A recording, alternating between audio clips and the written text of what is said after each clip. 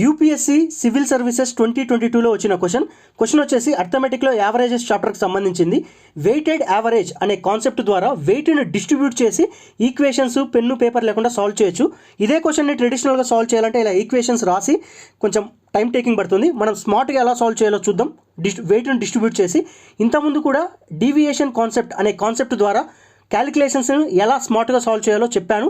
డిస్క్రిప్షన్లో ఆ క్వశ్చన్ యొక్క లింక్ ఉంటుంది, చూడండి. ఈ రెండు కాన్సెప్ట్స్ కూడా యావరేజెస్ అనే చాప్టర్లో చాలా ఇంపార్టెంట్.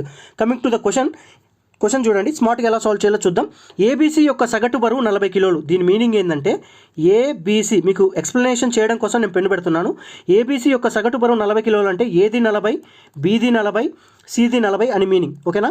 నెక్స్ట్ లైన్లో ఏం చెప్తున్నాడు, బీడీఈ యొక్క సగటు బరువు 42. సరే చూద్దాం. బీడీఈ యొక్క సగటు బరువు 42 అంటే దీని మీనింగ్ ఏంటంటే బీది 42, డీది 42, ఈది కూడా 42 అనే మీనింగ్. కానీ మనకు ఫస్ట్ లైన్లో ఏం చెప్పాడు, సగటు బరువు 40 అంటున్నాడు కాబట్టి బీది 40. ఇక్కడ కూడా బీని 40నే చేద్దాం.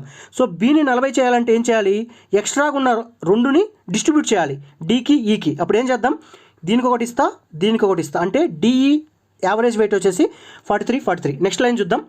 బి యొక్క బరువుకు ఎఫ్ యొక్క బరువు సమానం అంటే ఎఫ్ యొక్క బరువు బి యొక్క బరువుకు సమానం అంటే ఎఫ్ బరువు కూడా బీతో సమానం అంటే ఎఫ్ది కూడా 40. ఇప్పుడు చూడండి టోటల్ క్వశ్చన్లో ఏమడుగుతున్నాడు, ఏబిసిడి యొక్క సగటు బరువు ఎంత అన్నాడు, ఏది 40, బీది 40, సిది 40 అంతే కదా. ఏది 40, బీది 40, సిది 40. అలాగనే ఇక్కడ చూడండి ఎఫ్ బికి సమానం అన్నాడు కాబట్టి ఎఫ్ కూడా 40.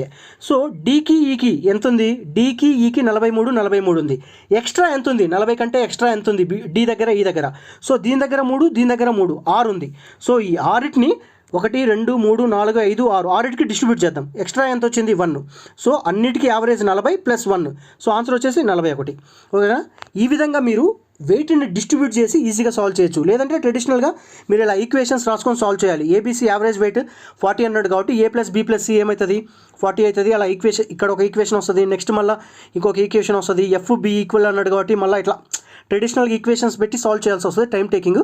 సో ఈ వెయిటెడ్ యావరేజ్ అంటే వెయిట్ని డిస్ట్రిబ్యూట్ చేసి మనం ఈజీగా సాల్వ్ చేయొచ్చు. ఈ కాన్సెప్ట్ అండ్ డీవియేషన్ కాన్సెప్ట్, ఈ రెండు కాన్సెప్ట్ చూసుకోండి. మనం బాగా ఫాస్ట్